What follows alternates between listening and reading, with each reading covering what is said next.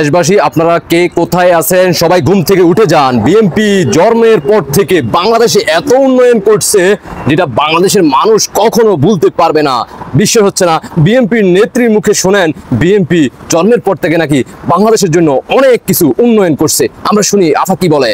BNP জন্মের পরে যত উন্নয়ন হয়েছে, যত সংস্কার হয়েছে, যত বাংলাদেশের মানুষের ভাগ্যের উন্নয়ন হয়েছে, সেগুলো প্রত্যেকটি হয়েছে বাংলাদেশ জাতীয়তাবাদী দলের হাত দিয়ে। জি, আমরা আফার মুখ থেকে শুনলাম বিএনপি জন্মের পর থেকে অনেক উন্নয়ন করছে। তো আফা বিএনপি জন্মের পর থেকে কি কি উন্নয়ন করছে আফার কথাগুলো আমি বলে দিই।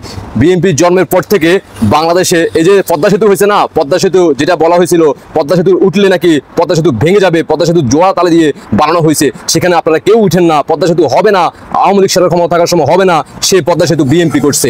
অপরদিকে বাংলাদেশে যে বঙ্গবন্ধু টানেল যেটা চট্টগ্রামে, আপনি ইতিমধ্যে জানেন যে চট্টগ্রামের টানেল দিয়া এক প্রান্তে দিয়ে অন্য প্রান্তে যাইতে বিএনপি যদি কোনো রকমের ক্ষমতায় আসে তাহলে ওই টানেল দিয়ে যাইতে তাদের মানে ক্ষমতার মেয়াদ শেষ হয়ে যাবে, ক্ষমতার মেয়াদ শেষ হয়ে যাবে। এটাও কিন্তু বিএনপি সরকার করছে।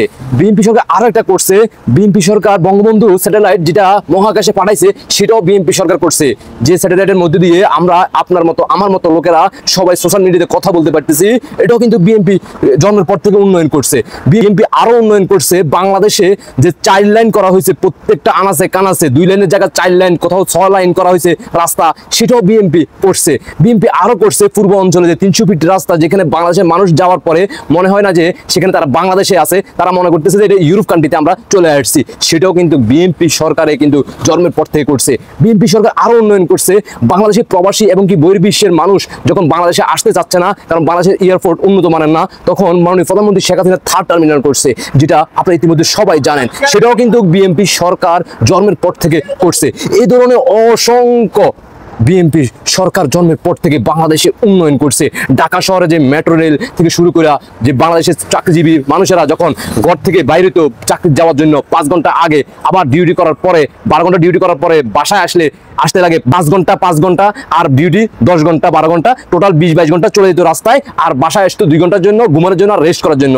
আর সেটাকে কাভার করার জন্য মাননীয় প্রধানমন্ত্রী Sheikh Hasina metro rail, flyover থেকে অসংখ্য বাংলাদেশের জনগণের জন্য করে দিছে। সেটাও কিন্তু মাননীয় প্রধানমন্ত্রী শেখ হাসিনা করে নাই, সেটা করছে বিএনপি সরকার। বিএনপি সরকার জন্মের পর থেকে অনেক উন্নয়ন করছে।